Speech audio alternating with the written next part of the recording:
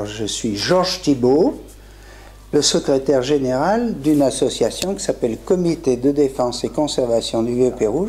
C'est à cette époque, en 1911, que par un miracle s'est créée cette association à Lyon.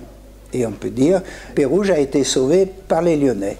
Et à la tête de cette association, c'était le maire de Lyon qui s'appelait Édouard Herriot, qui entraînait tout le monde derrière lui. Pérouge est simplement un village. Mais un village un peu particulier car il s'explique par l'histoire et par la géographie.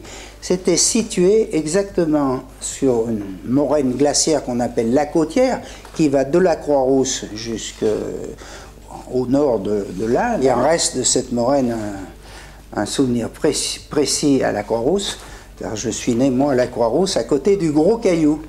Pérouge mérite qu'on s'y promène. Parmi les points remarquables, qui est à visiter un peu plus longuement, vous avez l'église forteresse, qui est très typique d'une église qui servait à la fois au culte et à la défense. Tout ce que des Pérougiens ne voulaient plus comme objet ont été recueillis par le comité de défense du Vieux Pérouge et classés dans un musée. Vous avez la tour de Guet avec la maison des princes.